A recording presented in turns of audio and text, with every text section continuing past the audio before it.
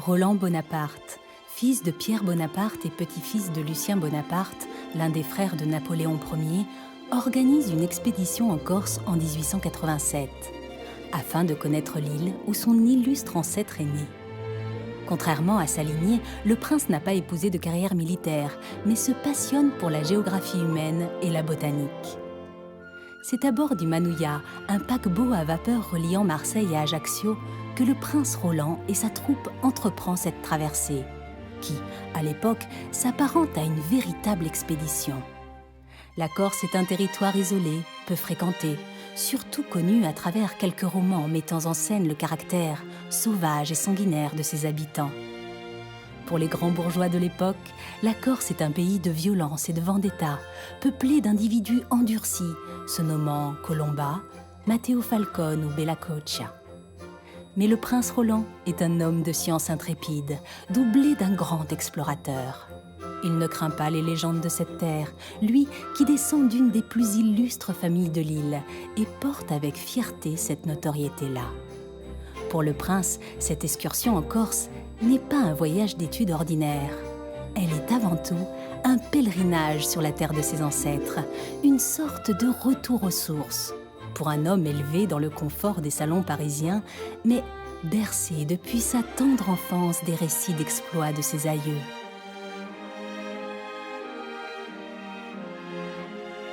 Le 21 septembre 1887, le prince Roland Bonaparte débarque dans le petit port d'Ajaccio, la ville natale de son grand-oncle, l'empereur Napoléon Ier.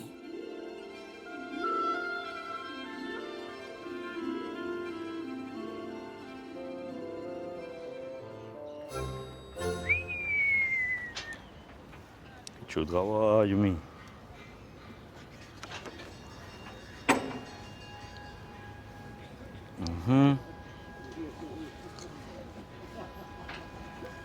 Ah.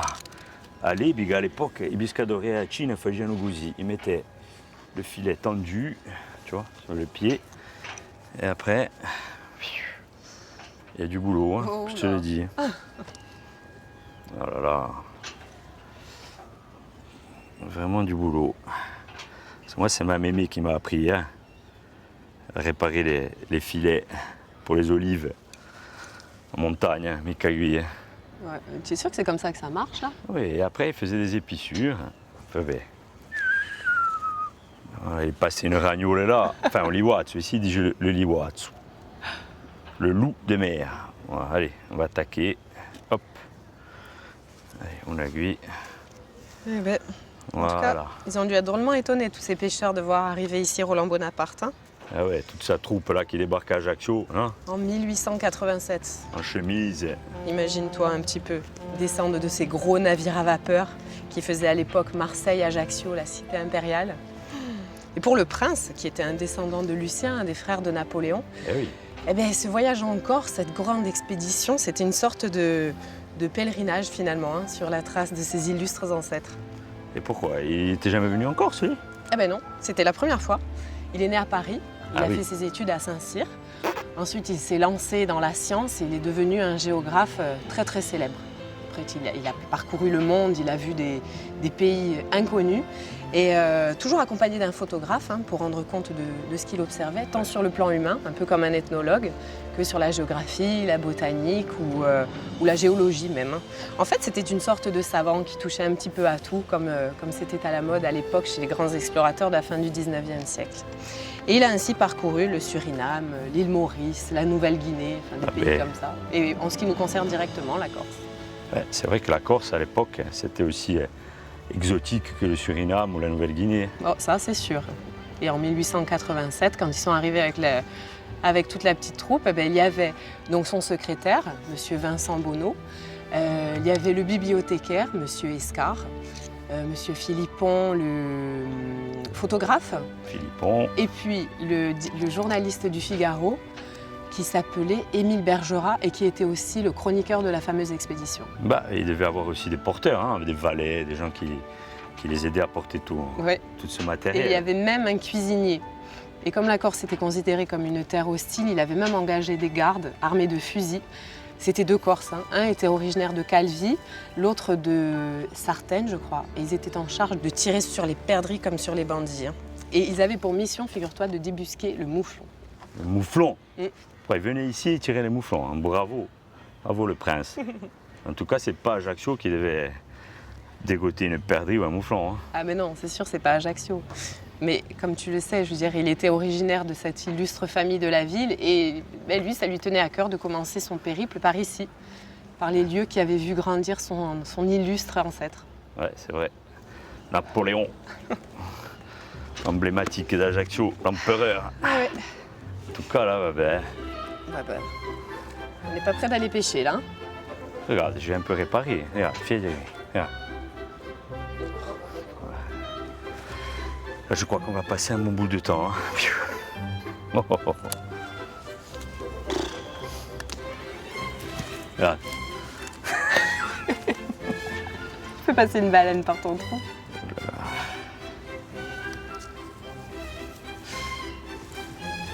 Non, c'est pas ça, hein.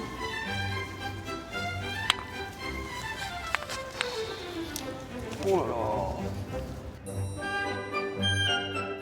La nouvelle s'était répandue comme une traînée de poudre, et une foule assez nombreuse se pressait ce matin-là sur le quai du petit port pour embrasser du regard l'illustre visiteur. Le prince et sa troupe étaient quant à eux excités de pouvoir enfin poser le pied sur cette terre légendaire qu'ils longeaient depuis l'aube, humant les parfums du maquis portés par l'écume. Le soleil radieux illuminait le charmant golfe, tandis que la petite cité portuaire ouvrait aux voyageurs ses quais sales, ses ruelles étroites et encombrées, bordées de façades noircies par le temps et peuplées de bruits profonds, de pesantes senteurs et de hordes d'enfants débraillés. Mais peu importait si la petite bourgade aux accents italiens ne présentait pas encore l'indéniable charme qu'on lui connaît aujourd'hui. Elle connaissait la gloire, ayant été à la genèse d'un vaste empire qui avait sauvé la Révolution française et profondément marqué le destin de l'Europe.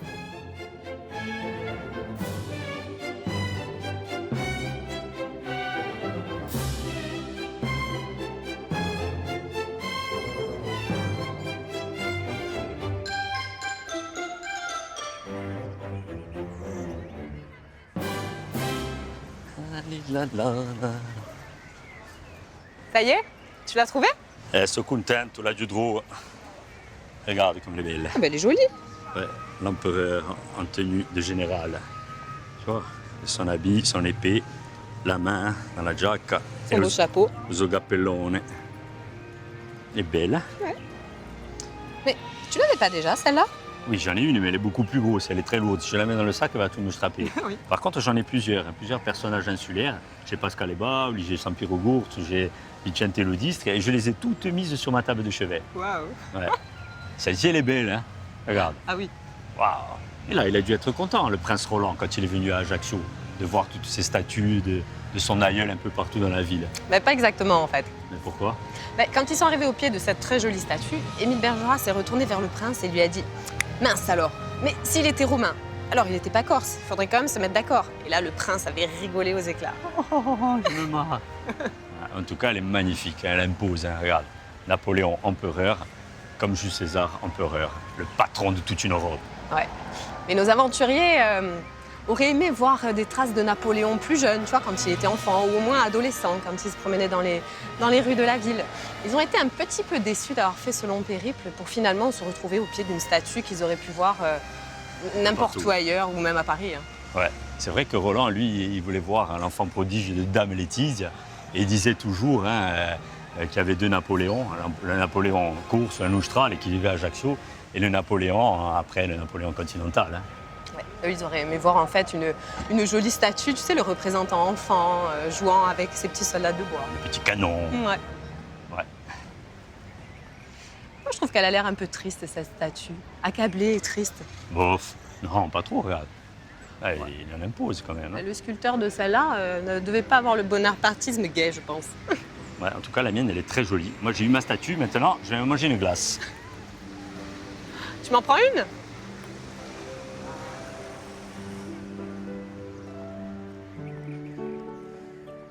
Quel destin extraordinaire quand on y songe.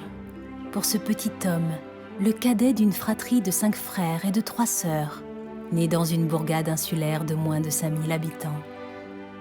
Certes, la famille Bonaparte était de petite noblesse provinciale, localement influente, mais rien ne pouvait présager une quelconque propension à exister en dehors de la cité ajaxienne, à s'élever au-dessus des plus nobles, jusqu'au plus haut sommet de l'État. Il y a de la magie dans le parcours de l'homme, de la persévérance, du talent, de la clairvoyance, mais aussi une incroyable réussite et une bonne fortune. Celui qui devint l'empereur des Français le 2 décembre 1804, en la cathédrale Notre-Dame de Paris, a réellement embrassé l'une des plus belles destinées que la France ait engendrées. Celui-là naquit ici, au premier étage de cette bâtisse carrée, sans grande prétention, au cœur d'un dédale de ruelles resserrées, blotti sur une avancée rocheuse entre un rempart et une citadelle. Un lieu sans grande élégance, qui allait pourtant faire l'objet d'un véritable pèlerinage au fil des décennies, attirant bientôt, dans le sillage du prince Roland, les grands bourgeois et les aristocrates du vieux continent. Tous curieux de découvrir la maison natale de l'empereur.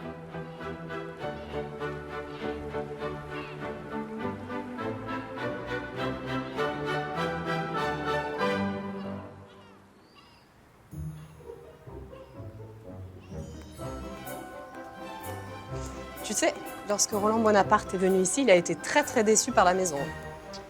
Ah bon, pourquoi? Il a même poussé d'ailleurs une énorme colère. Lui, il était toujours colérique et sympathique et tout. C'est peut-être parce qu'ils avaient transformé le jardin en square. Non? Et pourtant, le square, il est bien. Hein. Il y a un mélange de plantes exotiques. Il y a un yucca, un palmier, il y a un bananier aussi là-bas. Des agrumes, mais joli. Hein. Mais le problème ne venait pas du square, qui est tout à fait mignon, mais le problème venait de là. Lorsque Roland Bonaparte est venu ici en 1887, la maison avait été complètement vidée de son contenu et les héritiers, figure-toi, avaient loué la bâtisse à une famille de touristes britanniques. Et ça, c'est pas passé. Hein. T'imagines la maison des Bonaparte louée aux Anglais, les ennemis jurés. Ouais. T'as vendu ta magagne. Hein. La blague du siècle. Ah ouais, la blague du siècle. Ah, c'est la belle façade de la maison Bonaparte. Tu sais, je vais te confier un secret hein, qu'il ne faut pas dire. Hein. Tu le gardes pour toi. Ouais, motus et bouche cousue, hein. Anime-moi. En fait, cette maison, elle a été incendiée. Eh oui, elle a été incendiée.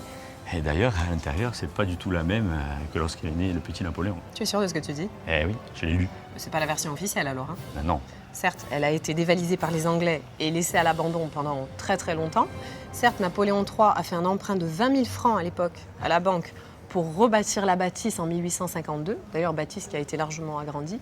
Mais de là à dire que c'était pas la même maison, il y a quand même un monde. Hein. Ouais, mais je n'invente pas, hein. Je l'ai lu. Et cette bâtisse, tu imagines, bon, l'emplacement, c'est le même, hein, il n'a pas bougé. Mais 20 000 francs à l'époque, en 1852, c'est une somme importante. Ouais. Et ces 20 000 francs ont servi à reconstruire une grande partie de cette maison. Et ensuite, la bâtisse, elle a été inaugurée bien plus tard, en 1869. Hein, c'est l'impératrice Eugénie avec son mari Napoléon III. C'était pour le centenaire de la naissance de Napoléon Ier. Ok, mais n'empêche que lorsque Roland est venu ici, il était un petit peu furax, hein, parce que les Anglais occupaient tout le premier étage. Heureusement, ils l'ont laissé visiter quand même toute la maison, mais il a été un petit peu déçu de ne pas retrouver les objets qui ont vraiment appartenu à Napoléon. Ils ont retrouvé que la chaise à porteur, qui avait été utilisée par Laetitia alors qu'elle était enceinte. Elle avait demandé à être accompagnée chez elle pour mettre au monde le petit Napoléon. Ensuite, ils ont retrouvé de vieux bouquins et puis un petit canon avec lequel jouait Napoléon quand il était petit. Et ce petit canon, il a disparu après la venue de Roland Bonaparte. En tout cas, à l'intérieur, il reste de très belles pièces qui ont été retrouvées et rachetées, puisqu'à l'époque, les Anglais, eux, ils avaient tout dispersé, le mobilier. Ah, ces Anglais. Hein. Sacré Anglais. Allez, un trim.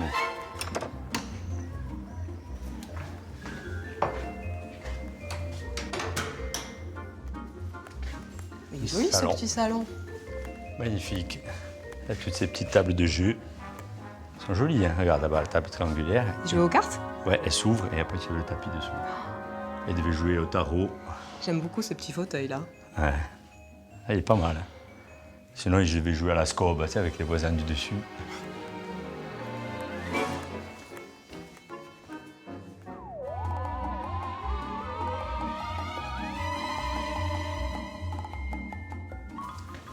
cette pièce. Regarde-moi ça, les tentures. Là. Wow. Le lit à baldaquin, j'adore. Elle est beau, hein? Ça, j'achète. Ouais, moi, j'aime bien aussi ce petit secrétaire. Hein. C'est joli, ce rouge. Ouais, elle est belle, hein, cette pièce.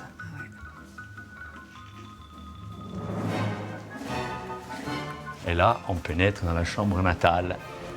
C'est là que Laetitia a accouché du petit Napoléon. Oh là là. Elle est belle, cette banquette, hein? Ici naquit Napoléon. Elle est jolie, cette pièce, hein? Ouais. Et là, quelque chose de très important. Ouais, un beau portrait de Laetitia. Mais Roland Bonaparte ne fut pas dupe. Du pourquoi? Bah, regarde, il n'est pas un peu curieux, ce tableau? Il te rappelle pas quelque chose? Il ressemble à celui qui se trouve au musée Fesch, non? Exactement, sauf que celui qui est au musée Fesch, c'est le portrait officiel, celui qui a été réalisé par le peintre François Gérard. Et il représente Laetitia âgée d'une petite quarantaine d'années. Et là, regarde, c'est exactement le même, hein. Même posture, même diadème sur la tête, la soie sur l'épaule, même regard. Ouais, tu veux dire que celui-ci, c'est le copie du premier qui se trouve au musée Fesch, mais un peu plus rajeuni. C'est ça, exactement. En fait, ils ont demandé à un quelconque peintre ajaccien de reproduire ce portrait, mais avec quelques années de moins. Une sorte de morphing, en fait. Ouais, c'est fort possible, d'autant plus qu'à l'époque, Laetitia et aussi la famille Bonaparte, c'est pas une famille riche ni importante. Et pour se payer un portraitiste à demeure, il fallait beaucoup d'argent, ouais. Donc c'est pas possible. En tout cas, ces tableaux, ils ne rendent pas vraiment hommage à la grande beauté de Laetitia, qui elle, on la voit dans d'autres tableaux, on a des écrits, elle a le visage très fin, des beaux traits, un visage bien proportionné. Et là, bof.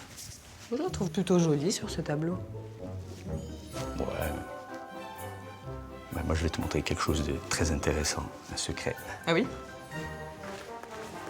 Oh, elle est belle, cette pièce, hein? Oh, c'est sans doute la plus jolie pièce de toute la maison. Vous devez donner des réceptions magnifiques ici.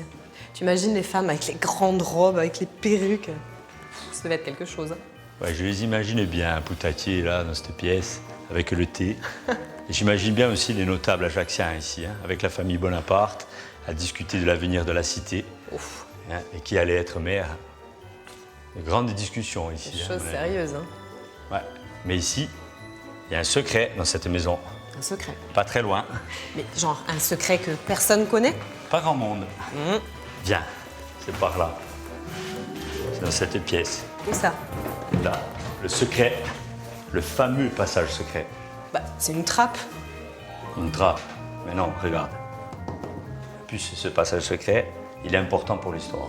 Ah bon? Ouais, imagine, à l'époque, devant là, dans la rue, il y a les Anglais et les troupes paolistes. Et eux, qu'est-ce qu'ils cherchent?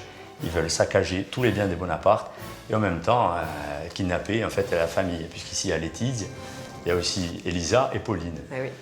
Donc les femmes, elles sont là et qu'est-ce qu'elles font? Elles passent par le passage secret et réussissent à partir, à quitter la maison pour aller sur la maison de campagne qui est au milieu. Ah oui. Et ensuite, elles vont quitter la Corse par la tour de Capitelle où Napoléon va arriver avec un navire et il va les emporter. C'est une sorte d'issue de secours finalement. Ouais, je dirais plutôt un passage secret. Après, les Anglais sont arrivés, ils ont trouvé personne. Et là, ils ont tout saccagé. Mais il va loin ce passage secret parce que pour moi c'est le genre de choses, tu sais, taillé dans la pierre avec l'eau qui ruisselle partout, quelque chose de très sombre, où il faut les torches pour s'éclairer. Ouais, enfin, mais bon, c'est quand même un passage où la famille Bonaparte a pu s'échapper. Et sans ce passage secret, en fait, eh bien, ça aurait changé le cours de l'histoire. Les Anglais s'emparaient de la famille Bonaparte et après, c'est notre limonade. Ouais. Mais en tout cas, le prince Roland Bonaparte, quand il est passé ici, il n'a pas vu, il n'a pas dû le voir parce qu'il y avait le lit là. C'était caché. Sacré passage secret. Hein. Moi, en tout cas, je vais aller m'intéresser de plus près à ce tableau d'Elisa.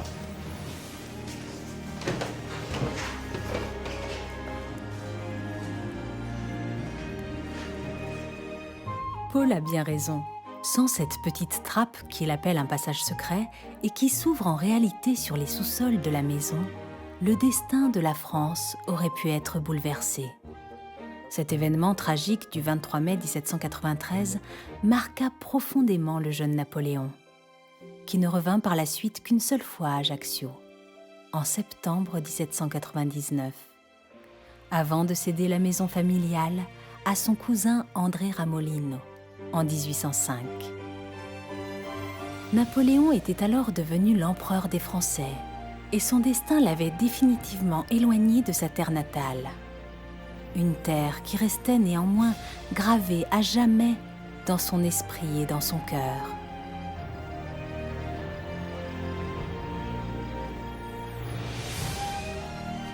Oh, il y en a beaucoup des oliviers dans ce jardin. Hein. Il y en a des centaines.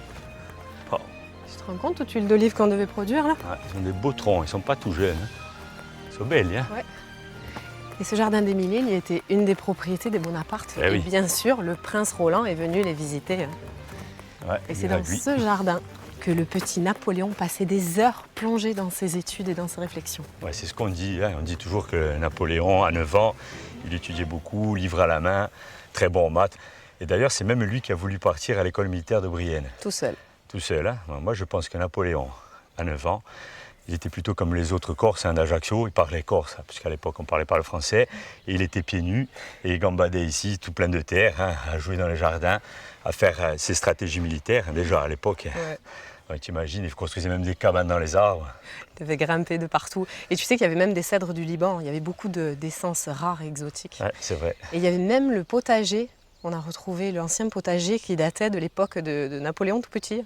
Ouais, c'est vrai qu'ici, il y avait un potager, il y avait plein de légumes, fruits et légumes partout. Des tomates, des courgettes? Tomates et courgettes, je ne sais pas, parce que la tomate et la courgette arrivent encore au XVIIIe siècle. Hein, et c'est des légumes qui avaient besoin d'eau, et ils étaient gourmands en eau, donc à mon avis, ils préféraient utiliser des légumes comme les haricots secs, tu vois, pour avoir une meilleure conservation. Hein. D'accord. Et ici, c'est vrai, un grand potager partout pour nourrir toute cette famille. Ouais. Et aujourd'hui, le jardin, il n'est plus du tout comme à l'époque, hein, puisque là, tu as des arbres partout et des oliviers. À l'époque, il ne devait pas en avoir beaucoup, si ce n'est sur l'autre versant du terrain. En tout cas, c'est vraiment joli. Hein. Ah, ça, c'est le petit Fio de Napoléon qui fait la cabane. Hein.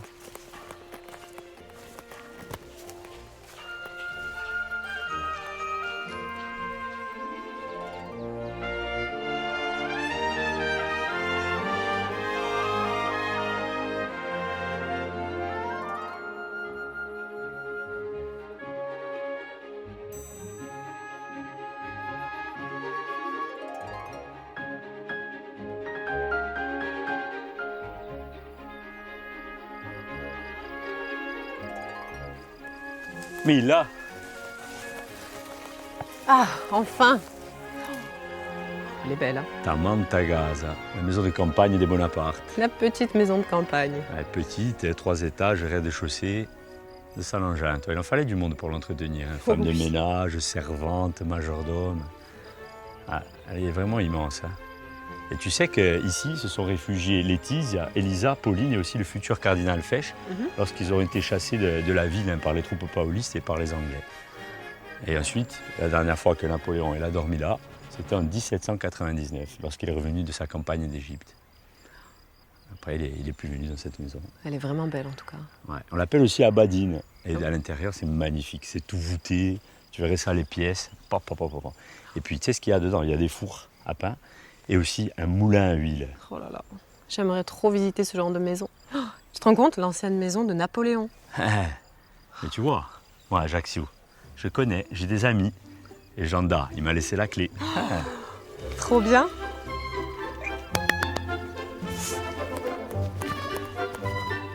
Toc de maison. Je suis trop contente, Paul. La clé, tu vois, les amis, ça sert dans la vie. C'est trop cool. Et là, moi, j'ai plein de relations à Ajaccio. Tu vois, avec toutes les connaissances, en fait, tu as les portes ouvertes. Partout. Alors? La clé. Janda, il a dit qu'il la laissé sous le paillasson. Mais il n'y a pas de paillasson. Non. Ah. Quelque part, là. Je suis déçue, tiens. Ah, les amis. Ouf. Bravo. Bon. Ne soyez pas désolés, les amis. La visite de cette vieille bâtisse a perdu de longue date tout son attrait. Elle est fermée depuis si longtemps, abandonnée au milieu de sa vieille oliveraie, comme un bâtiment agricole sans importance. Il existait jadis, dans les environs d'Ajaccio, d'autres propriétés appartenant aux Bonaparte, d'où ils tiraient d'ailleurs l'essentiel de leurs revenus. Mais celles-ci aussi ont disparu. Une page d'histoire s'est tournée sur la petite cité portuaire d'Ajaccio. Une page dont il reste de fantastiques épopées à jamais gravées dans le marbre, des récits et de vieux souvenirs transmis au sein des familles insulaires, et de vieilles photographies en noir et blanc, comme ces superbes clichés du photographe Philippon, et dont les mises en scène racontent, elles aussi, un pan de l'histoire de la Corse.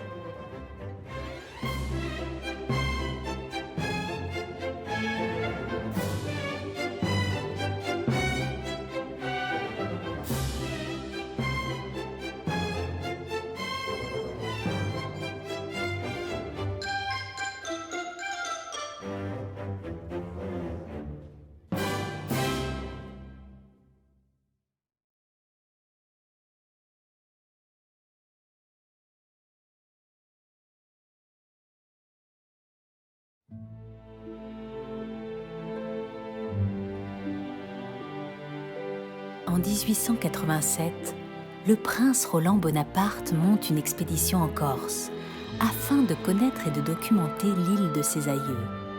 Il est alors tant intéressé par l'histoire de la Corse et de ses traditions que par son étonnante géologie et sa flore en partie endémique.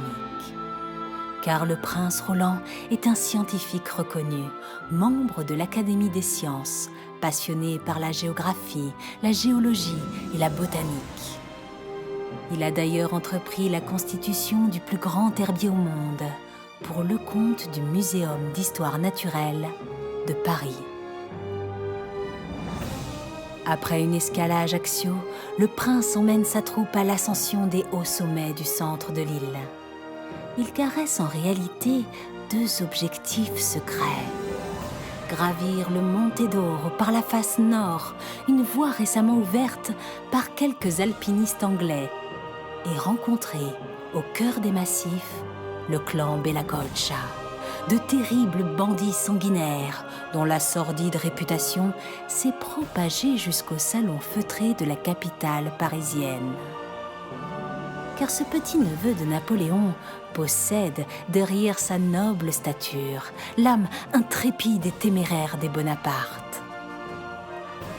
Déterminé à rencontrer les célèbres bandits, le prince Roland dirige sa troupe vers un rendez-vous secret où un homme de main des Bella Goccia les attend pour leur servir de guide.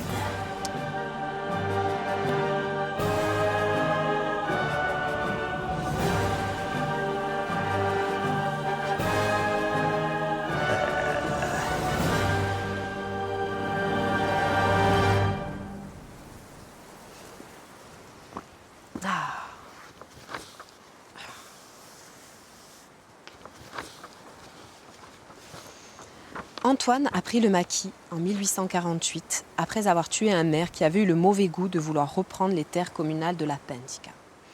Quelques années après, de concert avec son frère Jacques, il commit un nouveau meurtre. Excellent tireur, ils tuèrent en 1855, au milieu des gendarmes qu'il avait pris pour guide, un berger nommé Pinelli. Dans leur rencontre avec la gendarmerie, rencontres qui se produisirent 5 fois, celle-ci a toujours eu des hommes tués ou blessés sans que jamais les deux bandits aient été atteints, sauf une fois où Antoine reçut une balle dans la main. Malgré cette blessure, il échappa à ceux qui le poursuivaient. Avec toutes tes histoires, jamais je vais arriver à me concentrer. Et puis s'il passe quelqu'un, là, jamais il va croire que je suis mort. Oh, bien ta peine. Hein. De toute façon, ton attaque de diligence, là, ça marche pas.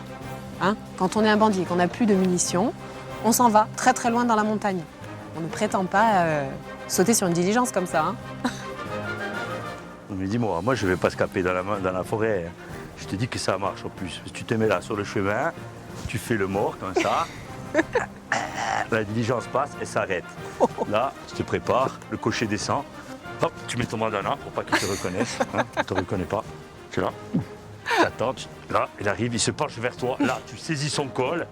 Et là, il passe derrière, il se fracasse sur les pierres. Là, tu te lèves vite.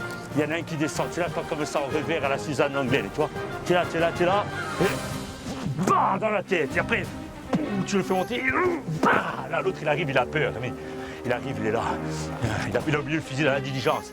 Et là, tu fais.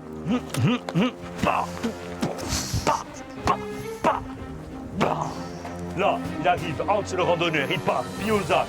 Il prend les gouttes, il veut le kidnapper. Tu attends, il a la ligne de mire comme ça. Bah, dans la tête. Ni de lui. Là, tu les prends, tu fais un tas et je les détrousse. Et après, je m'évanouis dans le palais vert, comme il disait.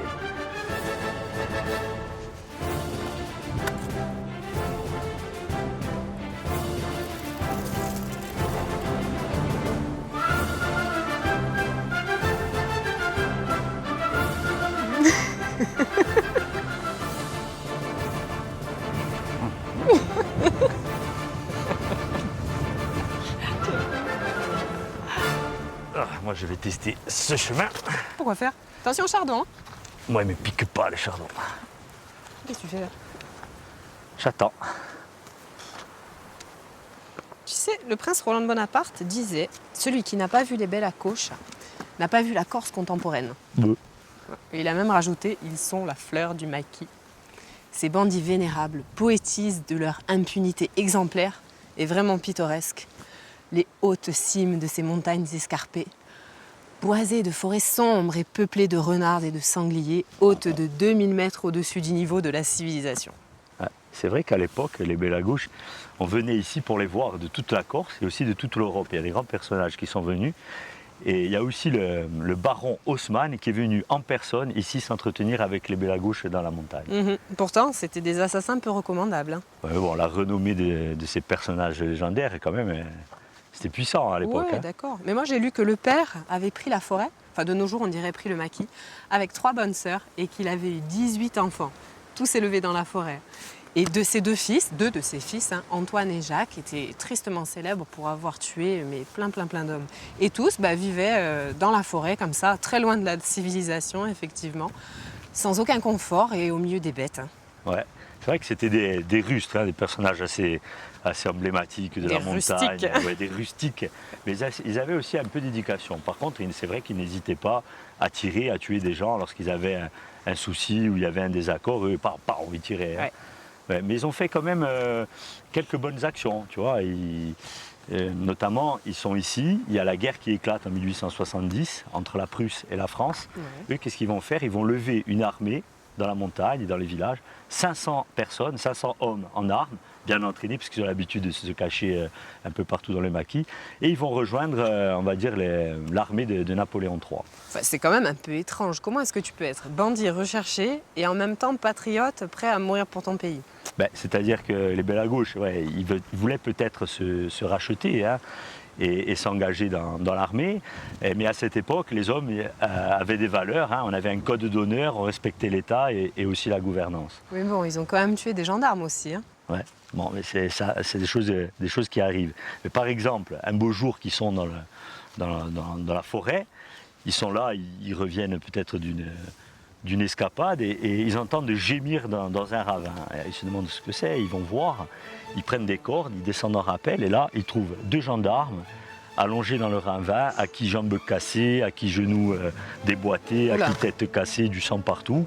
Et qu'est-ce qu'ils font? Eh bien, ils vont secourir ces gendarmes, ces pauvres malheureux, et ils vont les reconduire sur le chemin du retour. Et donc c'est quand même beau, hein.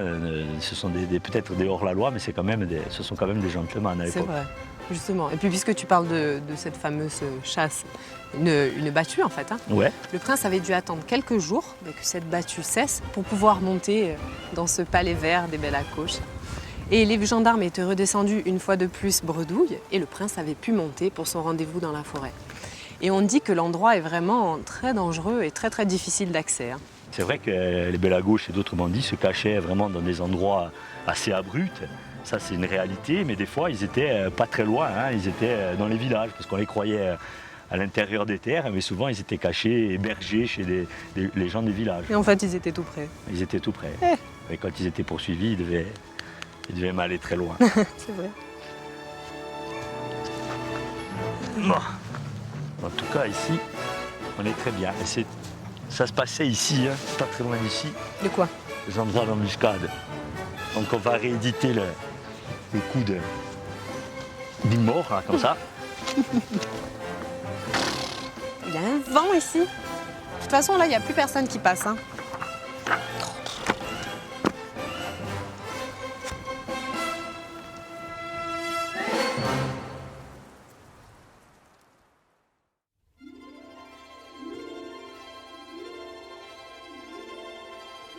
Après avoir joué à cache-cache avec les gendarmes et rencontré les terribles bandits Bella Coccia, la petite troupe se dirigea vers le sommet du Monte d'Oro.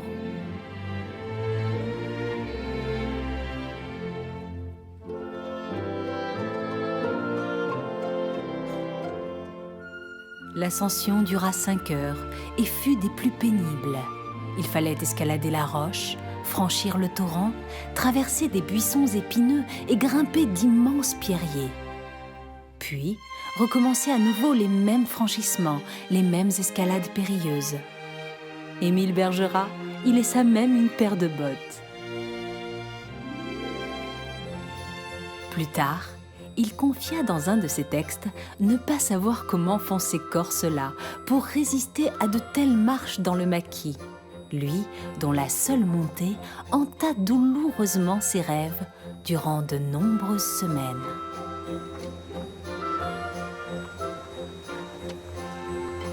Je les imagine bien, hein, tonton Roland, sa troupe, et les 2 bergers qui l'accompagnent, tu sais, là, avec les sacs, les gros souliers en cuir, avec les clous, tu sais, t'as pas. Bien lourd. Très lourd. Et là, ils avaient dû récupérer les 2 fusils. C'est jamais, hein. Regarde. Oh là. Ouf, c'est beau, là. Hein. Oh, qu'est-ce que c'est beau. Oh, regarde tous ces pins majestueux, tous ces rochers. C'est formidable. Hein. Il n'y a pas beaucoup d'eau. Ouais, et juste une piscine. Ouais. Ah, mais d'habitude, ça coule bien plus fort. Hein. L'agneau est en furie. Mais là, ça suffit. Ça suffisait, du moins, pour Roland. Oh. C'est pour ses pieds, parce que là, il devait être gonflé. Comme ils en ont besoin, je crois. Oh, ça va faire du bien. À mes pieds. Tu sais que l'alpinisme, c'était une vraie passion pour le prince. Hein. Ouais, c'est vrai. À chaque fois qu'il voyait un rocher, ou une dalle, ou un promontoire, il prenait, il mettait des cordes et rabassonado. Ah, Cet endroit, ça me fait penser à une photo que j'ai là. oh, ça fait du bien. Regarde. Ah ouais, ça ressemble hein, ici. Hein.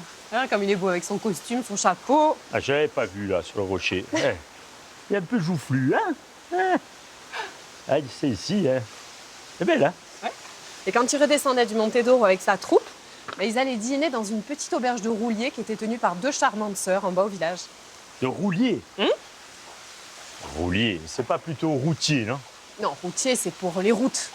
À l'époque, on utilisait le terme roulier en référence aux roues des charrettes, des diligences. Parce qu'avant, il y avait un relais de diligence à Ville-Savonne. D'accord, ah, j'en apprends des choses. Hein. Ouais. Et c'est du vrai français. Oh, je sais pas. Et donc, au coin du feu, il y avait la vieille dame, aveugle, la maman, hein, qui restait immobile alors que les 2 filles s'affairaient en silence. Et le prince Bonaparte racontait en fait ce repas qui était constitué de 3 mets. Des carrés de porc crus et fumés, des truites du torrent et du fromage de chèvre. Ça me donne faim. Ça creuse l'appétit. Hein. Ah, voilà. Et chacun pizza dégage. Oh. Voilà. Ok. Et au mon gage. Ah mais tu avais tout prévu, toi. Et tu crois que je vais mourir de faim en montagne? Bah dis donc. Alors, vas-y. Par contre, je n'ai pas le couteau. Ah, j'ai. Toujours. Ah, bien, bien. Par contre, je vois pas de truite, hein. T'inquiète pas. Là, avec les pieds à macération, dans l'eau, d'aiguille à des geminudi et druide rigole. Les truites, elles vont remonter à la surface, ploc, ploc, ploc, ploc. Et après, on n'a plus qu'à les ramasser. Il était plutôt bel homme, hein. Bel homme, quoi, là? Ah ben? Bel homme. Bouf. Bel homme. Lui.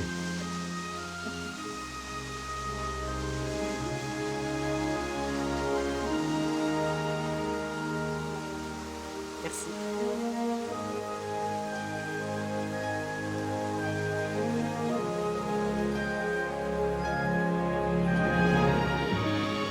Oui, l'ascension du Monte d'Oro fut pénible.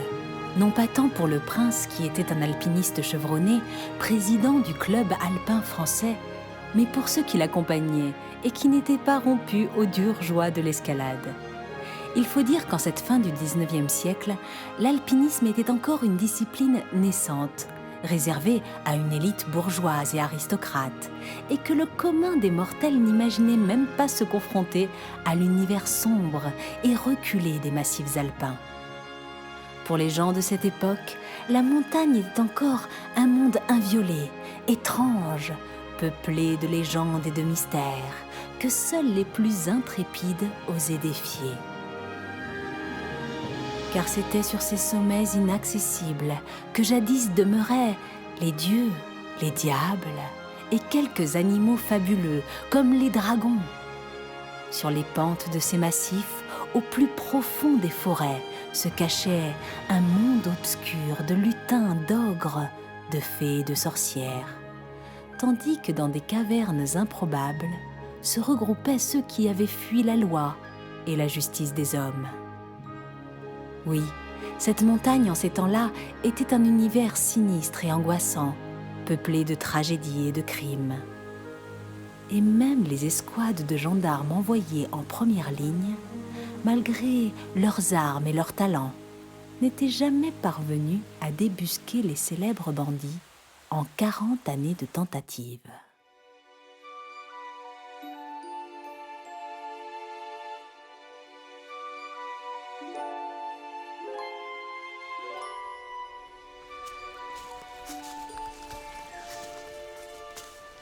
Elle est vraiment magique cette forêt. J'ai jamais ressenti ça. Ça fait comme une espèce d'impression de surnaturel. Forêt mystique. Et là, on est au cœur du Palais Vert. Wow. C'est vrai qu'il y a des gens qui avaient peur de venir ici en forêt.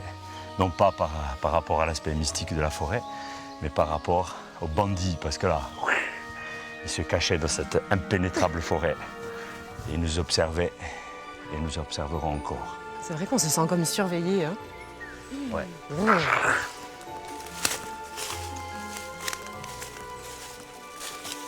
Elles sont jolies ces petites feuilles vertes. Ouais, avec ça, on en faisait des potions avant. Wow. Comment il s'appelle déjà cet arbre? Jackie. Mais non, c'est un être. Les gendarmes ici devaient se perdre. Ouais, ils se faisaient surtout malmener par les bandits. Ils n'avaient pas la bonne méthode, tu vois. Il aurait fallu faire ça avec un bon bâton, tu vois, celui-là il est tombé à la lune, donc il est dur. Là, ils les attendaient aux bandits. Et bon, mais comme ils étaient bidons, la maréchaussée, vous ne pouvez pas imaginer faire ce genre de méthode. Hein. T'es tout piligré, ces amas, et moi, avec ça, s'il y a deux brigands qui arrivent, papa, una routitade.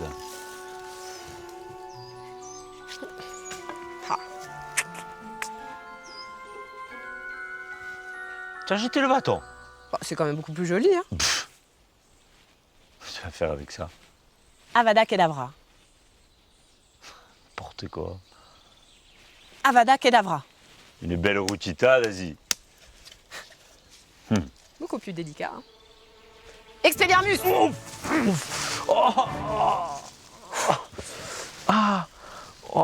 Ils ont fait tout mal. Ça va pas, non? Ça marche. Toi, tu es une strega, oh. La Strega, mais c'est elle la reine de la forêt. Ah ouais, mais bon. Les bandits, les gendarmes, c'est la Strega qui commande. Ouais, c'est la patronne, c'est bon. N'empêche que si les Bella-Cocha avaient eu ça, le problème aurait été réglé vite fait, bien fait. Ah ouais, je comprends. Hein. Ouais. Alors que là, pendant les battues, ils étaient prévenus quand même à l'avance et avaient le temps de s'enfuir très haut dans les montagnes pour se cacher dans des grottes que eux seuls connaissaient. Il paraît qu'elles étaient si cachées, si escarpées que même les aigles n'y allaient pas. Ouais. Et une fois le danger écarté, ils redescendaient. Et c'est pour ça que le prince Roland Bonaparte avait attendu quelques jours à Ajaccio. Oui. Dans son récit de voyage, il explique qu'il avait attendu jusqu'à ce que le conseiller général de la Corse lui amène un petit billet où il y avait marqué « Ils vous attendent demain pour déjeuner ». Et le lendemain matin, le guide était venu les chercher à l'hôtel. Il faut dire que le prince n'était pas n'importe qui. Ouais, et les Bella-Cocha étaient plutôt honorés de recevoir une telle visite. Et là-haut, ils ont reçu le prince Bonaparte comme un prince et l'ont autorisé à prendre de nombreux clichés. Tiens, regarde. Ça va bien? Et sur ces clichés, tu vois, on voyait des bergeries avec devant plein d'enfants et de femmes. La famille. C'est vrai que le père d'Antoine et de Jacques, qui étaient les fameux bandits Bella-Gauche, lui, il avait eu 18 enfants quand même. Là, il y en a une partie. Il y a le tout petit, là. Il avait eu avec 3 femmes différentes. Hein. Oh oui, avec plusieurs femmes. Ouais, parce qu'une seule, 18 enfants, c'est un peu beaucoup. Et comme ils avaient eu des enfants ici en montagne et en forêt, ils n'avaient pas d'état civil, donc tous les enfants, ils ont appelé tout le monde Belle à gauche, Belle cuisse. Belle cuisse. Le surnom. Hein. Elles sont belles. Hein. Et après, à partir de là, c'est vrai qu'il y a eu beaucoup de garçons. Et les garçons sont devenus des hommes, ensuite on a eu encore des enfants. Et là, ça fait une petite armée avec de nombreux fusils. Hein, personne n'osait à s'affronter à cette famille. Hein. Tu m'étonnes. Et tu imagines là, 20 fusils braqués sur toi dans la forêt. Mais tu m'as parlé tout à l'heure qu'ils avaient rallié la France en 1870. Mais alors, pourquoi est-ce que les autorités n'en ont pas profité à ce moment-là pour les empêcher de remonter hanter ces montagnes? Eh bien, ils avaient un sauf-conduit, les Belle à gauche, pour descendre à Ajaccio. Donc ils avaient levé leur armée. Une partie de cette armée est partie se battre aux côtés de Napoléon III. Et eux, Gambetta, le ministre de l'époque, n'en a pas voulu. Donc qu'est-ce qu'ils ont fait, les Belle à gauche, avec d'autres bandits, sont remontés ici à Vite-Savone et ils ont continué à braquer des diligences. Ah bon. Bah écoute, allez ma baguette. Non, tu me la laisses. Tiens, regarde. Ah mais ça c'est nul, ça sert à rien ça. On va en retrouver une.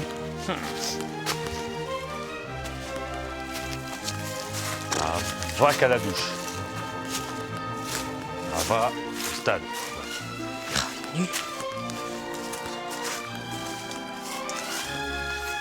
Vra Roustada.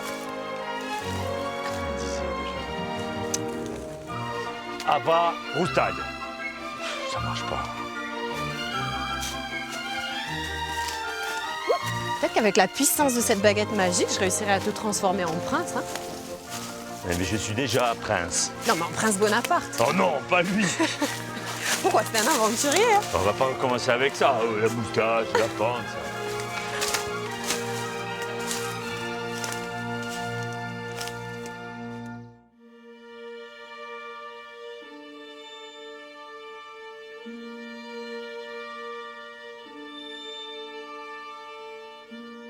Durant la montée vers la demeure secrète des Bella Coccia, Émile Bergerac s'imaginait gravir un sentier de peau rouge dans les massifs de l'Hudson.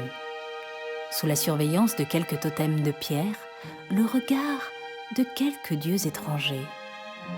Le prince et les autres compagnons de route se divertirent de la comparaison et s'amusèrent à se nommer d'étranges façons. Œil de perdrix, bas de cuir, canne à épée.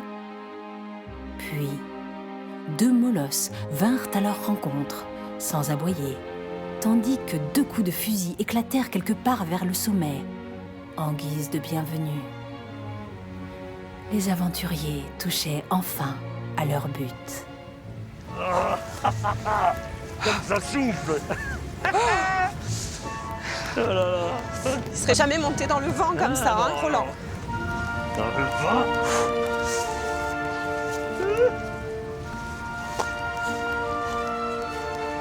Karine, tu es mieux là ou quoi? Non, je peux plus, j'ai froid. Pas de peine ouvrir. Là, on est à couvert. Là, on va être un peu plus à l'abri. Eh ben non, c'è sempre un vento qui. Vite-Savone, c'est le mieux. A voce di Savone, c'è sempre un vento. Di becciacchi. Regarde là-haut, le Monte d'Or. Ah, c'est magnifique. Ouais, dans les nuages, le sommet. Enlève ça, j'entends rien du tout. Je dis que le sommet est dans les nuages. Ouais, dommage. Et puis là-haut, ça va bombarder.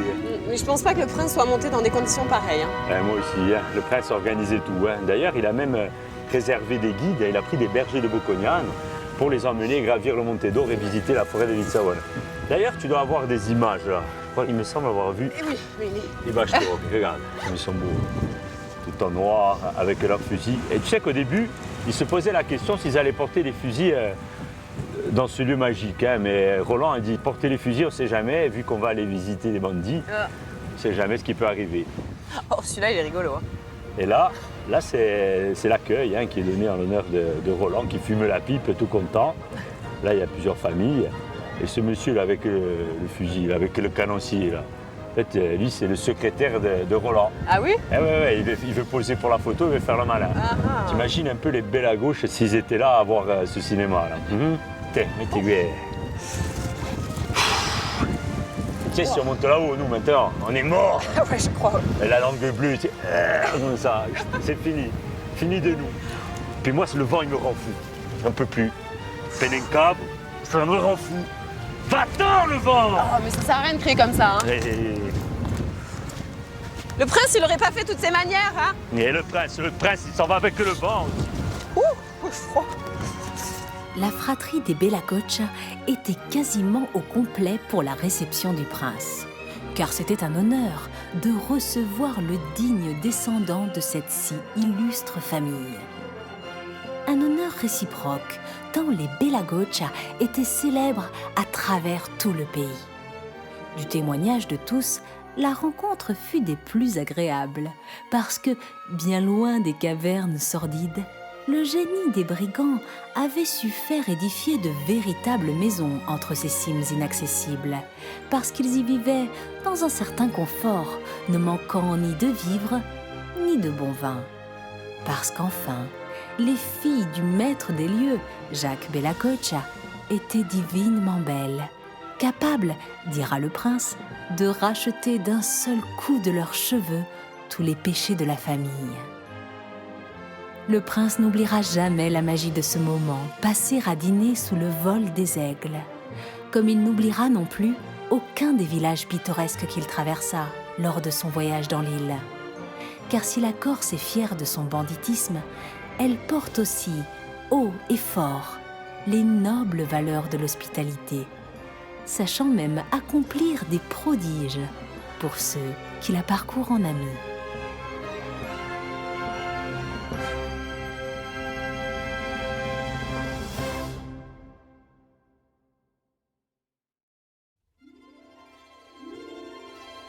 Lorsque Roland Bonaparte organise son expédition en Corse en 1887, il définit un tracé qui l'emmène d'Ajaccio à Calvi par l'intérieur de l'île, afin de pouvoir apprécier la puissance de la montagne insulaire, mais aussi et surtout de se rendre à Corte et à Morosaglia, sur les terres de Pascal Paoli. L'homme, qui est le petit-fils de Lucien, le frère de Napoléon, tient tout particulièrement à rendre hommage à celui qui fut le général de la nation corse.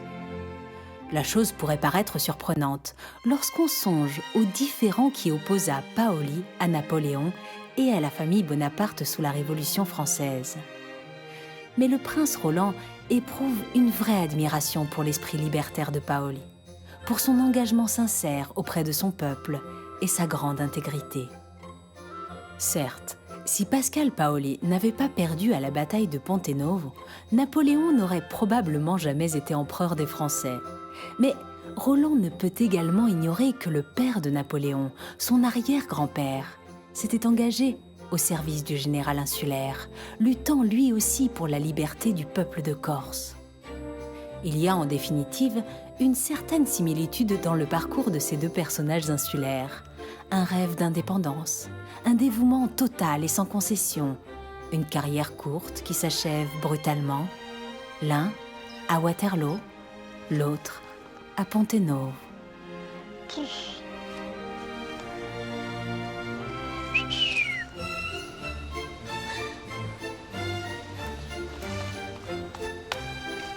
Et alors? Bien, en fait, il est dit que le prince Bonaparte était venu jusqu'ici parce qu'il avait envie de voir les endroits qu'avait fréquenté Pascal Paoli. Et il est donc venu à Corte pour voir l'ancienne capitale de la Corse. Il est allé à Morosaglia pour voir sa maison de naissance et jusqu'à Île-Rousse où il a visité la ville et le port créé par le général pour affaiblir Saint-Florent et Calvi. Ça en fait du chemin, ça. Corte, Morosaglia, Isola Rossa, Pogovia, tu vois, tout ça à cheval. Ta manta strapata. Fais voir ce qu'ils disent. Non, c'est moi qui raconte. Ben. En fait, ils n'étaient pas à cheval. Hein. Tu sais que toute cette petite troupe était en diligence. Et c'était un beau convoi de 6 ou 7 personnes.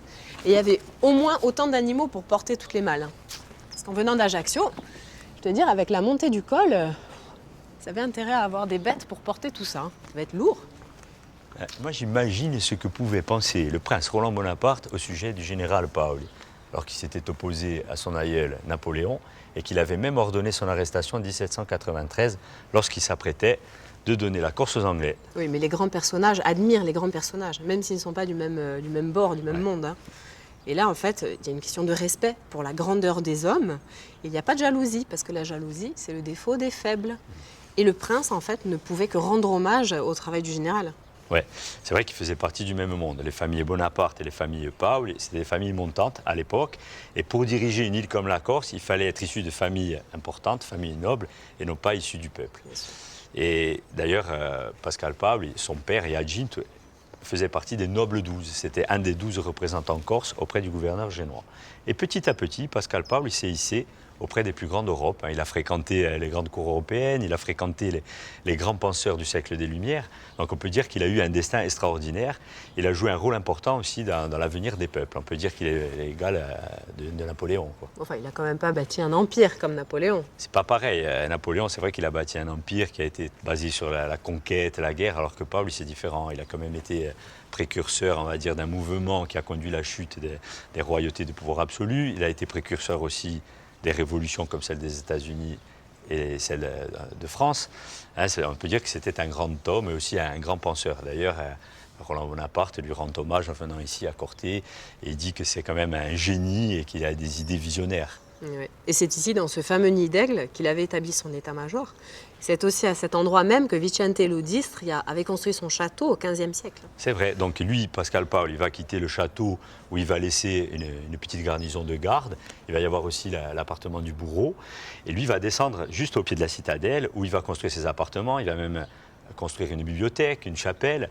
Et là, il va construire tout autour des bâtiments qui vont servir à accueillir le Conseil d'État.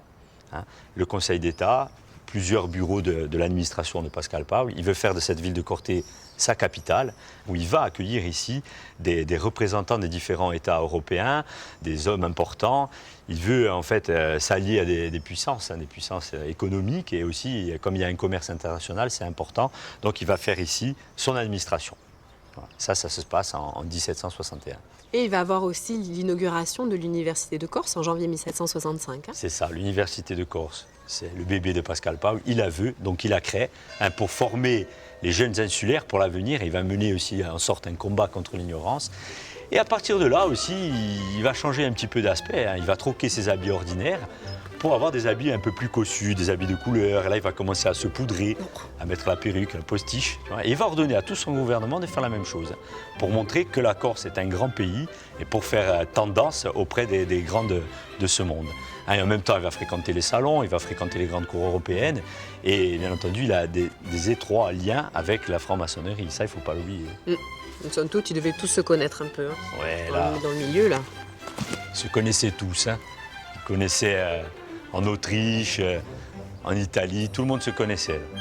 N'empêche que Roland Bonaparte avait adoré le côté pittoresque de Corté. Et ils avaient même dormi à l'hôtel, ce qui à l'époque était quand même assez rare, parce qu'il n'y avait que très très peu d'hôtels sur l'île. Depuis qu'ils sont montés d'Ajaccio, en fait, ils avaient dormi chez l'habitant, toujours, grâce à ces lettres de recommandation.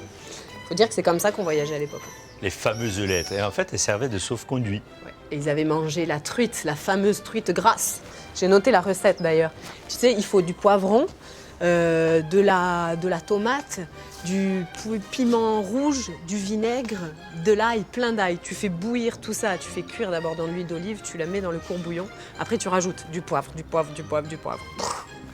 Il faisait pas simple du tout. Non, mais t'imagines surtout dans la diligence après.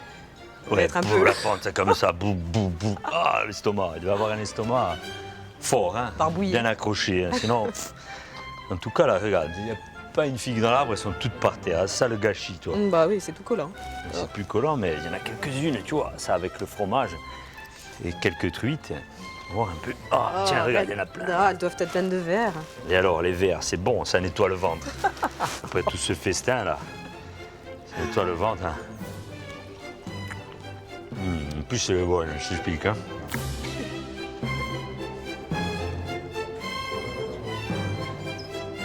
Il est beau ce figuier, Ça, c'est Pascal Paul qui a dû le planter. Ah oui, sûrement. Pour donner à manger au bourreau.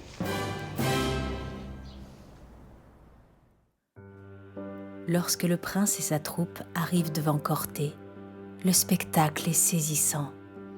La citadelle trône sur un énorme rocher, dégringolé d'un des pans de l'amphithéâtre qui enserre la cité. Les flancs de ces montagnes sont nus, calcinés, semblant figurer un champ de bataille.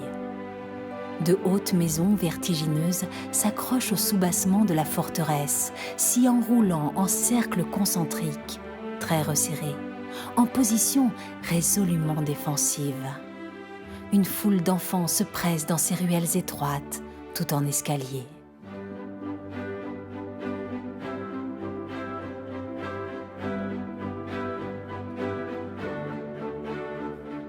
Roland Bonaparte reste un long moment à s'imprégner de l'ambiance de cette cité, dont il dira par la suite qu'elle est la véritable capitale, non seulement de l'indépendance, mais de l'esprit et du caractère corse.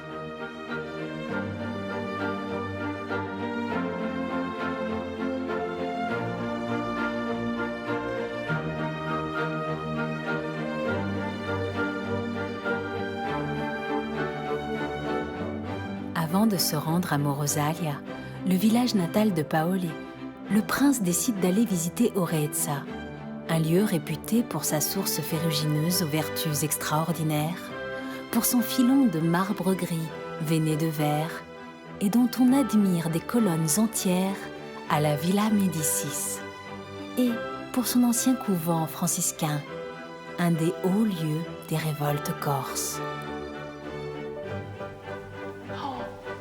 Waouh, comme c'est beau! Toutes ces niches. Ouais, il ne restait pas beaucoup. Hein. Regarde là. C'est quoi ça? Non, mais c'est joli. Le Sacré-Cœur. Et là, ces niches sont des hôtels où on y mettait des saints. Altare privilegiato perpetuo quotidiano. Belle, Ouais. Et là, juste à côté, une autre. Mais bon, ce qu'il en reste. Hein. Mm. Alors, tu as trouvé? Bah oui, regarde, en fait, ça a été pris juste là derrière à l'angle. Ouais. On voit bien là, l'église, le campanile, toute la structure du couvent derrière avec la cour intérieure. C'est beau, hein? Ouais. Et là, regarde, ton Sacré-Cœur, Ah, ouais, oui. avec les voûtes. C'est très haut, ça devait être monumental. Et Roland Bonaparte voulait absolument voir ce fameux couvent d'Orezza. Et il s'est arrêté ici à Piedigrotte parce que c'était en fait le seul village dans la région où il y avait l'épicerie, le relais pour les chevaux et l'auberge. Donc il est venu dormir là. Ouais, en tout cas, là, il est beau. Hein. Il n'y a pas l'aspect triste comme on peut le voir aujourd'hui. Hein. Ah non, c'est sûr. Ouais. Ils ont tout construit, ils ont tout cassé. Ça devait être Roland Bonaparte, à mon avis. Il avait toujours le chapeau, lui. Hein. Son secrétaire, ses amis. En tout cas, ce couvent d'Orezza, il est quand même chargé d'histoire. Hein. Eh oui, il fait partie de notre patrimoine. Hein. Ouais. Et c'est là que les théologiens d'Orezza se sont réunis en 1731 pour discuter de la légitimité de la révolte contre Gênes. Ouais, c'était du temps de Yagit Toubaouli, le papa de Pascal Paoli. Et là, ici, dans ce couvent, eh ben, il y a eu quand même un tournant de l'histoire de Corse. Et c'est vrai qu'il y a eu d'autres consultes très importantes, notamment celle de 1735, Oui. où Hyacinthe Paoli, Giafferi et Ceccalli ont été désignés pour mener cette révolte corse. Hein. Ouais, il y a eu pas mal de consultes, je les imagine, tout cela. Bah, ils devaient discuter, ça devait tchatcher, ils fumaient l'herbe d'Awak. Et il y a eu pas mal de consultes. Et il y a eu aussi une consulte en 1790, quand la Corse va rallier la Révolution française et qui en a encore Pascal Paoli qui est à la tête de la Corse. Et on a Bonaparte, le papa de Napoléon, puisque lui, il est là tout petit. Oui, mais les deux familles se sont brouillées par la suite, hein, il me semble. Ouais, ça, c'était un peu plus tard, lorsque Pascal Paoli a voulu se rallier à l'Angleterre. Ouais. En tout cas, c'est vraiment triste de le voir comme ça aujourd'hui. Hein. Ouais, mais là, c'est un peu la faute à des bombes, hein, puisque là, pendant la Deuxième Guerre mondiale, les Italiens avaient fait de ce couvent un lieu de stockage d'armes et de munitions. Ouais. Et après, quand ils ont vu les Allemands perdre un peu le dessus sur les Alliés, qu'est-ce qu'ils ont fait? Ils ont rejoint le camp des Alliés. Et là, les Allemands, ils ont bombardé le couvent. Ah bah dis donc, ils n'ont pas loupé. Hein. Et ouais, a tout détruit. Bah, c'est dommage.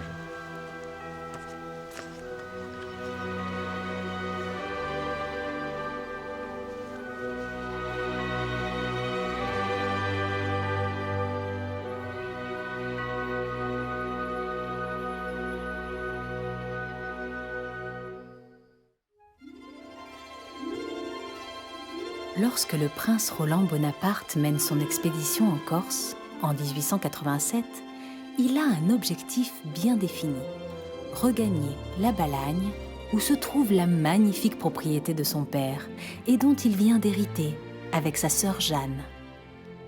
En cette fin de 19e siècle, la Balagne est encore considérée comme le jardin de l'île, avec ses plaines cultivées jusqu'au bord de mer et ses collines plantées de vergers. Elle est encore le domaine agricole de la Corse, son grenier et son poumon économique. Elle est pour le prince l'endroit de Corse où il convient d'habiter pour passer l'hiver, car selon ses dires, tout y abonde, tout y est bon. L'arrière-pays regorge de perdrix et de gibier et le littoral offre des pêches miraculeuses. Cette campagne semble un tapis d'émeraude que des jardins d'orangers poudrent d'or. C'est en tout cas en ces termes que le prince Roland présente à ses hôtes la Balagne, une terre d'adoption pour son père qu'il a découvrit en 1848 et s'y installa durablement, jusqu'à la défaite de Sedan et la chute du Second Empire. Terre riche et noble, la Balagne réserve aussi son lot de surprises à nos voyageurs.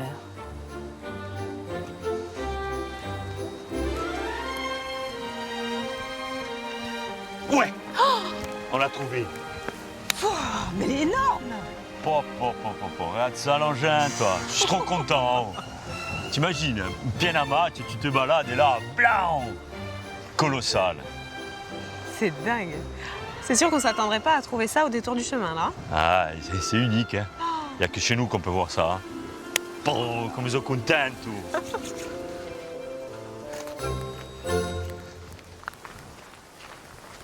Regarde, le profil, là. La mantaphore, Oh là là, hein. elle est énorme. Trop belle. Elle est quand même extraordinaire. T'imagines cette taille? 19 mètres de long, 3 mètres de diamètre et des milliers de tonnes. Regarde. Pour soulever ça. Elle est là, Ah sur ouais, son lieu Amy. d'extraction. Tu vois? Bon. Elle n'a pas bougé depuis les années 1840 puisque personne n'a pu la transporter. Allez, regarde comme elle est belle, et là, ils sont tout petits à côté. Hein. Oui. Oh, et puis c'est figé quand même. Hein. C'est vrai, tu as raison, Pas elle n'a changé. pas bougé. Hein. On va voir un peu. Et là, regarde. Ah, Ami, là, c'est une photo qui a été prise d'en face, là. Mais Nous, on j'ai- est sur le rocher. Oui, c'est le même rocher. Hein. Ouais. Oh là là. Ils sont C'est tout vrai petits. qu'ils ont hein. l'air minuscules à côté, les gens.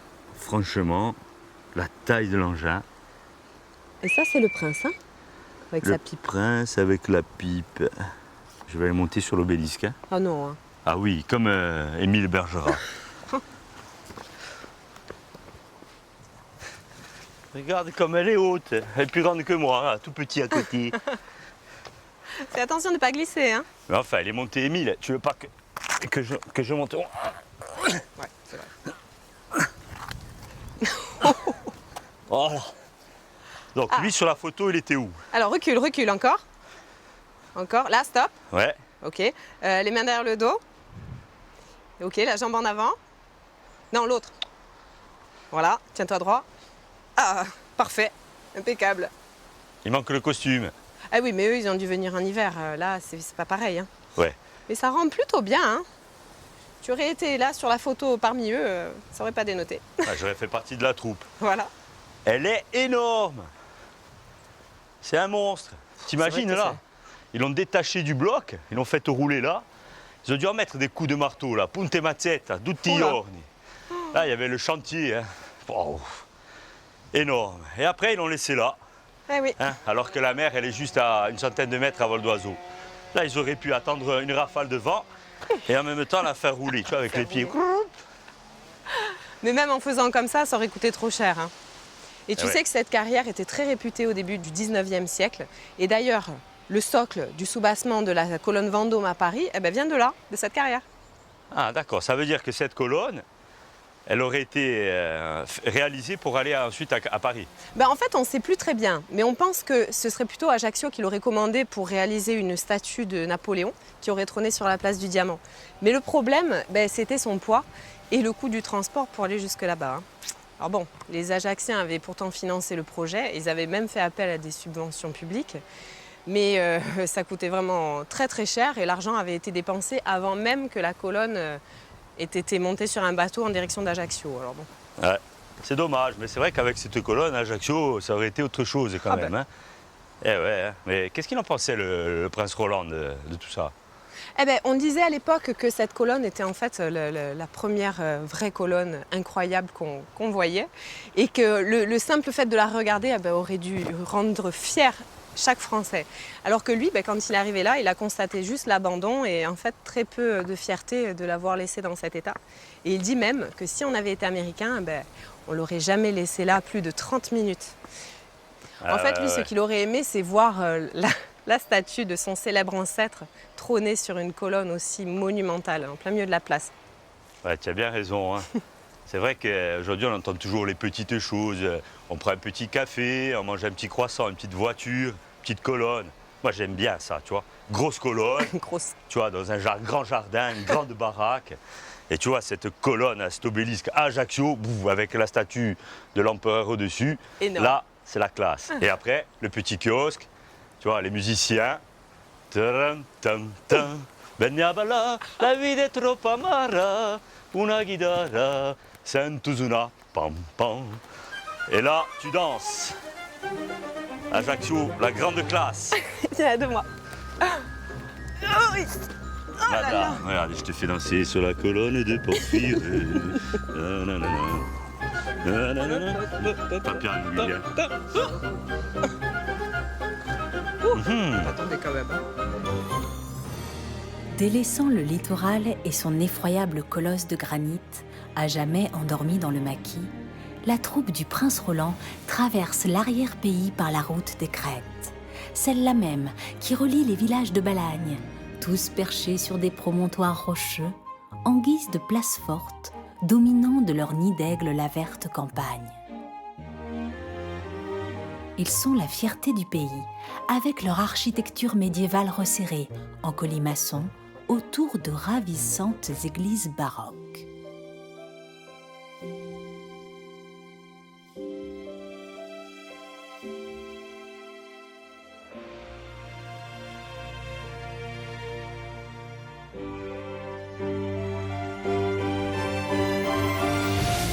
Tu vois là, une belle plantation de tabac, Madawak, pour la pipe. Pour la pipe. Le terrain là, il est figé dans le temps. Et la Balagne, ça reste avant tout une terre de culture, d'élevage, des pâturages, des oliveraies. C'est vrai. Et Roland Bonaparte, qui adorait la nature, a vraiment beaucoup apprécié traverser tous ces champs parce qu'il avait envie de se rendre jusqu'à Calenzane. Eh oui, Milo Baez, c'est comme il est. Oui. Tu sais qu'à l'époque, c'était un des plus importants villages de toute la Corse. C'est vrai. Et avec Sartène, ce sont les communes les plus importantes. Oui. Et là, c'était une région parmi les plus riches, parce qu'il y avait beaucoup d'huile d'olive, il y avait des cultures céréalières, il y avait le miel, et il y avait quand même 3000 personnes qui habitaient au village. Pas mal, hein. Et tiens-toi bien, ça va te plaire, mais le prince a dit que c'était l'endroit où il y avait les plus jolies filles de l'île. C'est vrai que les Balanines sont très belles, je confirme. On pourrait peut-être aller leur rendre visite. Il m'inspire, ce prince Roland.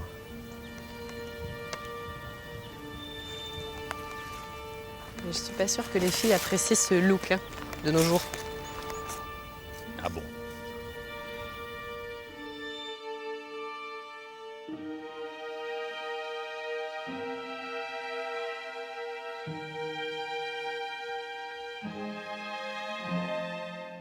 L'accueil à Calenzane fut en tout point fantastique. Le prince y fut reçu comme un véritable chef d'État.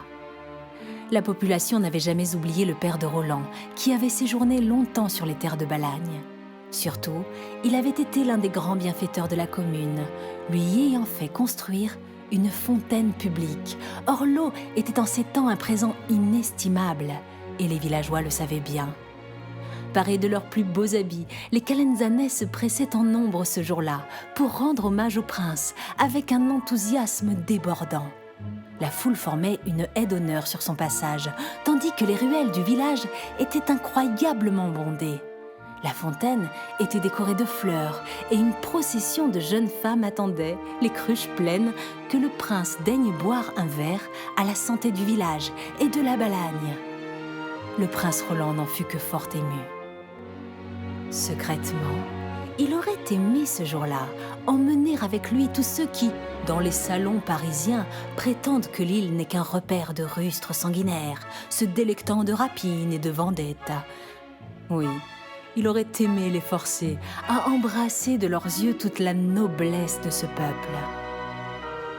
Mais peut-être que cela n'aurait pas été reçu avec tant de dignité et de respect.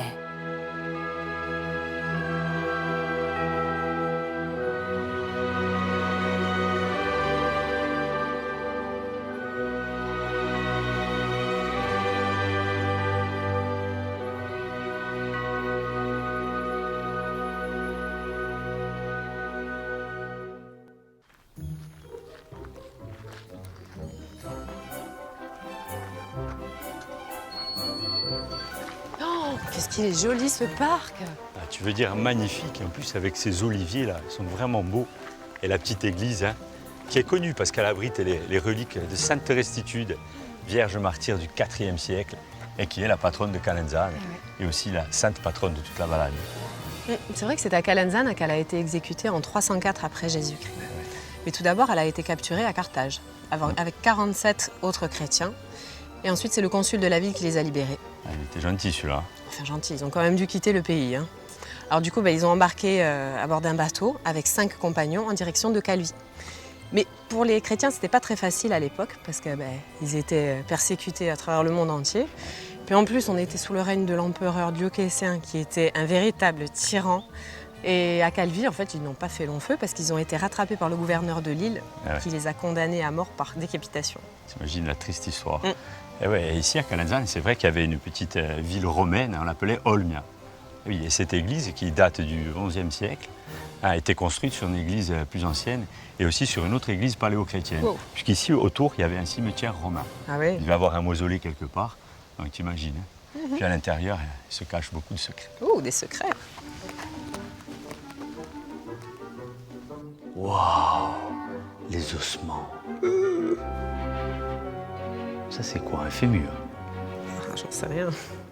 On dirait peut-être un tibia. En tout cas, ce sont les reliques des 5 compagnons de Restitude. Ouais, les pauvres, hein. Ils avaient les gros os avant. C'est incroyable.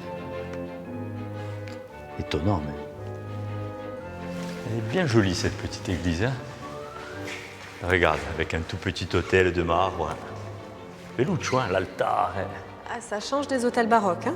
Ah ouais, l'hôtel baroque est 10 fois plus grand. Mais il est mignon. Et regarde, ce qui est intéressant, c'est ça.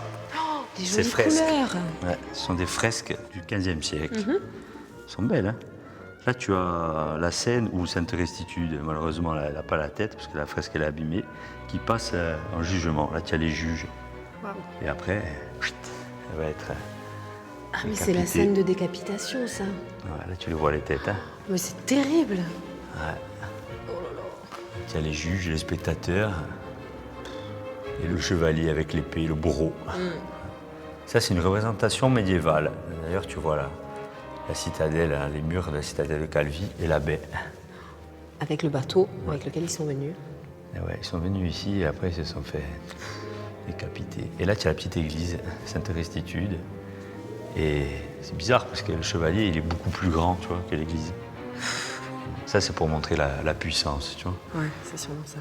Ouais. En tout cas, elles sont bien belles. Ah. Cette intrigue-là. Hein. Ouais. Vas-y, toi. Tu as peur, hein, là. On descend dans la crypte, viens. C'est super.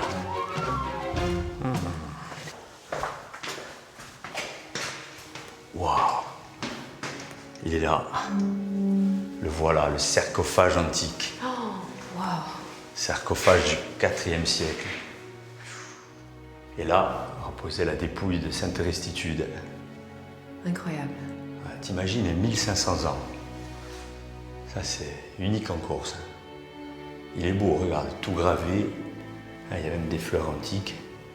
Et ce sarcophage, il a une histoire, hein, parce qu'à l'origine, la légende voulait que ce sarcophage soit ici dans la crypte. Mais pendant des siècles, personne ne l'a trouvé. Et en fait, il a été découvert bien plus tard, en 1951. Il était où? Il était au-dessus. En fait, il était à l'intérieur de l'autel. Quand on a refait l'église à l'intérieur, on a gratté l'autel baroque et à l'intérieur se trouvait le sarcophage de la Sainte Martyre. Quelle découverte! Ah ouais, j'imagine. Hein. Bon, c'est impressionnant quand même. Hein. Et tu sais qu'en haut, des fois, on avait l'alpha et l'oméga. le début et la fin. Et là, il n'y a que le P de Pax. La paix du Christ.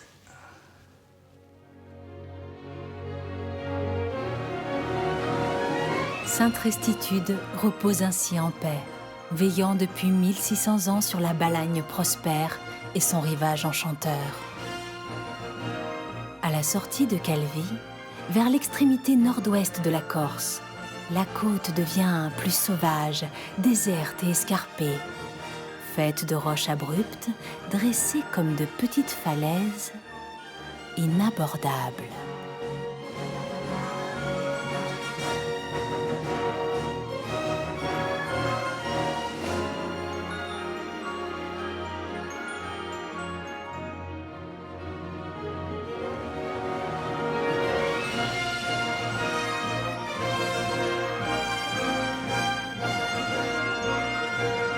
Soudain, au détour du relief, une petite baie se dessine, avec sa plage de sable, son étang lagunaire et sa plaine alluviale fertile. On entre alors de plein pied dans le domaine du prince Pierre, le père de Roland. Un vaste domaine de plusieurs dizaines d'hectares qui s'étend jusqu'aux montagnes. Sur une butte rocheuse, une grande bâtisse se dresse, semblable à un petit château.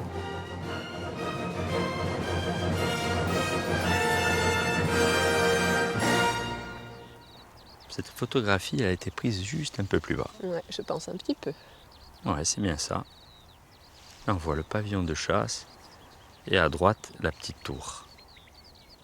Les terres des Bonaparte. Et là, j'imagine bien la fine équipe arrivée par le chemin de l'Ouest, en tête le prince Roland Bonaparte, et derrière toute la troupe chargée comme des mules. Là, le chroniqueur Émile Bergerac en train de rédiger un article pour le Figaro, Déjà. en train de faire un petit croquis de chardon parce qu'il adore les chardons. Et monsieur Philippon qui a dû prendre plein de clichés du pavillon et puis de toutes ces collines. Ah ouais, de ce territoire magnifique. Hein. Ils étaient tous contents d'arriver ici, et là, un seul, le cœur serré. C'est Roland, hein, Ah ouais. puisqu'il imagine son père qui venait régulièrement ici pour se détendre et surtout chasser parce qu'il était passionné de chasse. Il adorait le gibier, lui, il aimait chasser les perdrix, les lapins. Et le prince Pierre venait souvent avec ses amis. Et le prince Pierre, c'était le fils de Lucien. Lucien qui était un des frères de Napoléon, de l'empereur. Et donc, le père de Roland Bonaparte. C'est ça. Et c'est pour ça qu'il a voulu venir voir les ruines de l'ancienne propriété de son père, à Lozipeo. Ouais. Lui, il aimait faire la fête, le prince Pierre. Il Ah venait, oui. il se réunissait là avec ses amis. Grande soirée. Hein. Oui, c'était souvent des prétextes. Viens, on va faire une partie de chasse. Mais en fait, il s'amusait. Regarde ça, l'époque. Magnifique la bâtisse. Hein. Ah oui. Et les murs. Oh, regarde-moi ça. Et là, ami, ça c'est Roland. Kuzogawa là, avec À le cheval. fusil. Elle est belle, hein. Bon, enfin, on va pas chercher tous les angles de vue, là. Allez, on y va. Moi, j'aime bien les photos. Hein.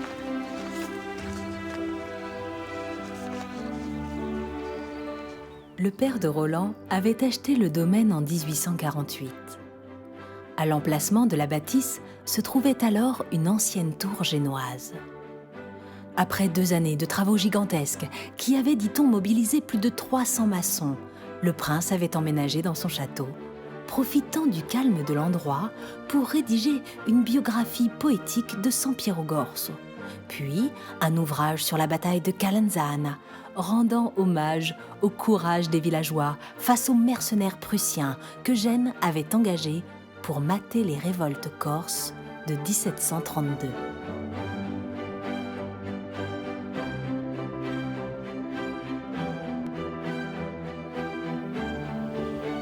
Regarde-moi ça, tout en ruine. Il n'y a plus de plancher, plus de plafond, plus de toit, les pierres qui tombent partout, pas de fenêtres, pas de portes. Et tout ça au lendemain de la défaite de Sedan par Napoléon III et la chute du Second Empire. Et après, les gens, qu'est-ce qu'ils ont fait là? Ils se sont servis, ils ont tout pris. Oh là là, et je le comprends, Roland, quand il arrive ici. Château de son père en ruine comme ça, il pouvait être en colère, vert de rage, là. Une crise à nerfs, à dire, non? C'est sûr. Mais dans les défaites, les gens n'ont que peu d'égards. Alors du coup, ils se sont servis. Ouais, ça c'est vrai. Ouais. C'est vrai qu'il est arrivé, il était très en colère, mais aussi très triste. Parce qu'en voyant ce désastre, il s'est dit, Lozipeo n'est pas un village, c'est une solitude. Guébert. Il n'y avait plus que ses murailles éventrées et ses ruines. Ouais. Et le guide qui les accompagnait, d'ailleurs, quand ils sont arrivés là, leur a dit « Si à l'Oedipe où nous ne trouvons ni table, ni chaise, ni lit, je connais un gîte où nous pourrons passer la nuit. Il s'agit de la caverne du bandit Serafino, qui se trouve sur le domaine, pas très loin de ces collines. » Et le bandit Serafino, c'était un homme très malin. Hein. Il avait commis de très nombreux crimes, mais se baladait tranquillement dans le canton, déguisé en gendarme, de sorte que les gendarmes étaient obligés de se déguiser en bandit pour pouvoir le filer. Hein. Ah, d'accord, Mali nous dit pas.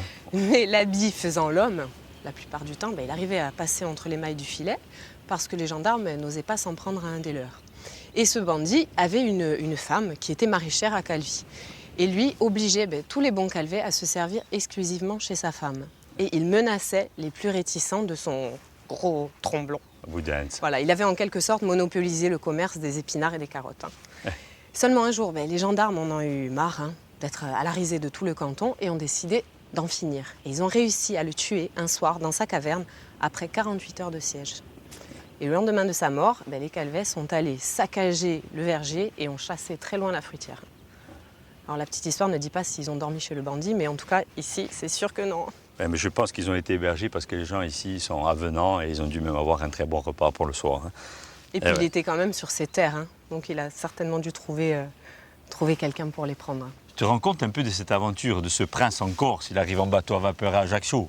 Les pêcheurs sont là, ils voient arriver le bateau. Quoi les Kinjung? Après, il fréquente un peu les bourgeois ajacciens. Dobu, Kola, Savona.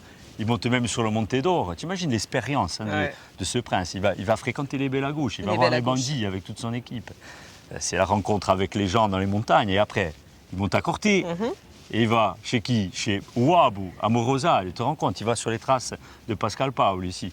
Il parcourt la Corse, il vient jusqu'ici, sur les terres de son père, du prince Pierre. Et là, regarde, devant ce paysage, il peut que contempler cette Corse magique qui lui a apporté beaucoup de choses. Hein. Il a fréquenté beaucoup de gens, il a su discuter avec des bergers, avec des bandits, avec un tas de monde. Tu imagines un peu l'expérience de l'équipe là. C'est vrai. Et quand ils sont partis, tous ces bons hommes là sur le bateau, ils devaient être sur le pont en train de regarder la Corse s'éloigner. Ils devaient se dire, tout comme son aïeul Napoléon, un jour je reviendrai en Corse sur ma terre. Mais bon, Napoléon, lui, n'est jamais revenu.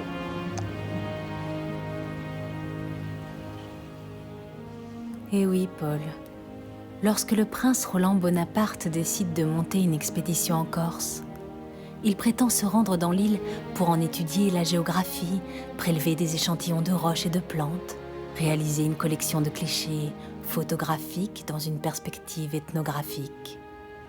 Il est alors un scientifique renommé qui a déjà publié de nombreux articles en anglais dans de prestigieuses revues internationales et mené avec succès différentes études dans le nord de l'Europe, en Afrique, au Suriname et en Amérique du Nord. Bien sûr, son voyage dans l'île se place aussi dans une perspective plus personnelle, celle de découvrir la terre de ses ancêtres. Mais l'homme de science s'impose, d'autant qu'il tient résolument à se distinguer des autres explorateurs de la Corse, des Mérimée, Dumas, Maupassant et tant d'autres, qui n'y étaient venus qu'en vacances, selon ses propres dires. Mais force est de constater qu'au fil de ces crêtes acérées et de ces forêts inextricables, de ces chemins empierrés et de ces villages pittoresques, le scientifique a laissé son esprit aiguisé s'endormir et son âme chavirer pour ce peuple fier et digne, cette terre de passion et de noblesse. Après son excursion en Corse, le prince Roland Bonaparte rentra à Paris avec en définitive bien peu d'échantillons, mais de bien grands souvenirs, à jamais gravés dans son cœur.